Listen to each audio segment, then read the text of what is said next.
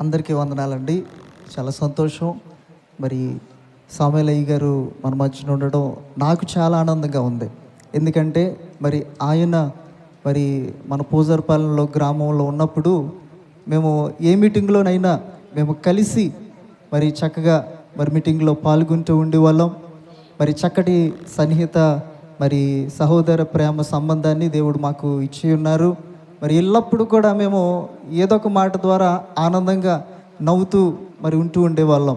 అయితే ఒకనొక సమయంలో ఈయన కెనడా వెళ్ళకముందు ఈయన దేవరపల్లి బ్యాంకులో నన్ను కలిశారు.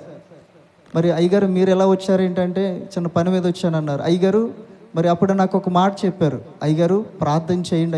అయ్యగారు ఏంటి విషయం అంటే మరి నేను కెనడా ప్రాంతం వెళ్ళాలనుకుంటున్నాను అని దేవరపల్లి బ్యాంకులో నాకు ప్రార్థన చేయమని చెప్పారు. మరి ఆనాటి నుండి మరి ఆయన వెళ్ళేటంత వరకు మరి ప్రార్థన చేస్తూ ఉన్నాం. ఇంతవరకు కూడా మరి ప్రార్థన చేసాం. మరి దేవుడు క్షేమంగా మరి ఆ దేశానికి తీసుకువెళ్ళి మరలా క్షేమంగా మన దేశానికి తోడుకుని వచ్చారు. అందరికీ చప్పట్లతో ఆయన అభినందనలు తెలియచేద్దాం. అయితే బైబిల్ గ్రంథంలో ఒక మాట 121వ కీర్తన నేను ఇందాకే ప్రార్థనలో కూడా జ్ఞాపకం చేశాను.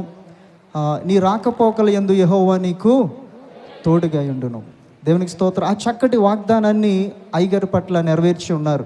అసలు ఆ యొక్క కీర్తన ఆ యొక్క చరిత్ర ఏమిటంటే యెరూషలేము దేవాలయానికి యూదులు వెళ్తూ ఉండేవారు. ఆ ప్రయాణ మార్గాల్లో పర్వతాల గుండా వెళ్ళాలి.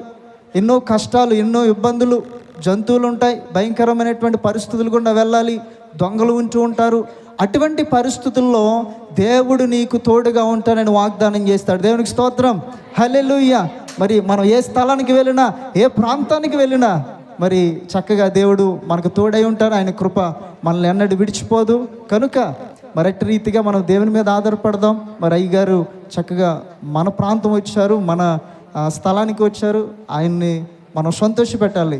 మరి ఆయన ఎల్లప్పుడూ కూడా నవ్వుతూ ఉంటారు. మనము కూడా మరి నవ్వుతూ ఆనందముతో మరి ఆయన అభినందిస్తూ దేవుని స్తుతిస్తూ మరి దేవుని ఎల్లప్పుడూ కూడా స్తుతించాలి. ఆయన కృప ద్వారా మనలను రక్షిస్తూ ఉన్నారు కనుక ఆయన స్తుతించేవారుగా మరి ఎల్లప్పుడూ కూడా ఆయనలో ఆనందించేవారుగా ఉందాం.